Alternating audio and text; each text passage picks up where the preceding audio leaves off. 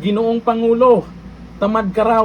Ayon kay Montulfo. Nako, dito po sa video na ating papanoorin, ikwento ni Montulfo kung bakit niya nasabing tamad si BBM. At ang cute nating First Lady daw ang nagpapatakbo sa gobyerno. Nagising na nga. Nagising na si Montulfo. Marami nang bumabaliktad na. Kanina lang si Laila de Lima nasa Supreme Court na. Tapos ngayon, eto naman si Montulfo. Masyado pang maaga. 2027 inaasahan nating magbaliktaran itong mga to. Pero ngayon, bumabanat na. Tamad daw. O eto, panoorin natin ang video kung bakit nga ba nasabing tamad si BBM. Mga loyalista. Nga, masakit sa mata ang video na to. Pero, kung papanoorin nyo, baka magising na rin kayo. Itong video. BBM, maganda yung kanyang layunin. Akala ko nga magiging maganda ang takbo dahil gusto niyang isalba yung pangalan nila.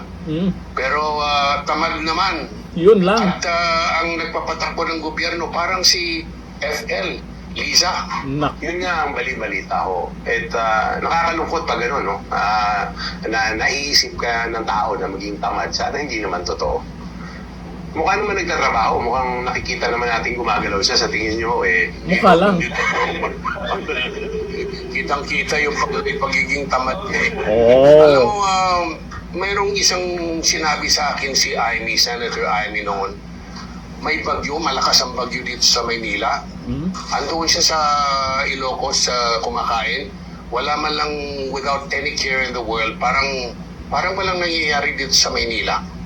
At pinunapangaraw siya nung pamangkin niya, yung anak ni Amy, sabi, bakit kaya ganon si Uncle? Yung Maynila, talagang binabayo na ng bagyo, pero siya dito kumakain at nagsasaya sa mga kaibigan. Kung totoo ang kwento, double trouble tayo kasi apathetic na Pilipino, apathetic palidirato, kalabuso. Correct. Parang ganun.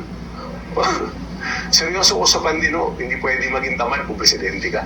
Yes. Ang parang tumakbo lang yan para magiging posisyon at hindi responsibilidad. Tamad. Yun lang talagang napansin ko at napansin ng maraming tao. Parang walang ginagawa. Yun lang. At saka, nakikita mo naman mas maganda pa sa kanya, mas gusto pa niyang magbiyahe kaysa sa mamalagi dito at tingnan yung kapakanan ng bayan. Sana gumalaw na siya. Ginoong Pangulo, tamad ka. Sana ngayon ay maging masipag ka na para hindi ka masipa. Ginoong Pangulo, galaw-galaw para hindi ka masipa. Mukhang nakaramdam na rin sila na posibleng mangyari ngayong 2026 na. Tamad. Kitang-kita daw na tamad si BBM. O sa mga loyalista. Nga, paano yan? Isang tulpo na ang nagsasalita. Pero may isang tulpo, tahimik hanggang ngayon. Siyempre, nandyan po sila sa Senado. Sa tingin nyo, etong kapatid nila na nagsasalita ay magkaiba sila ng paniniwala? Sa tingin nyo, yan ang sinasabi natin nakaraan. Habang palapit ng palapit itong 2028, maraming magtatalunan kung sino ang gusto ng taumbayan. Kung sino ang sinusuportahan ng taumbayan, doon ang mga yan.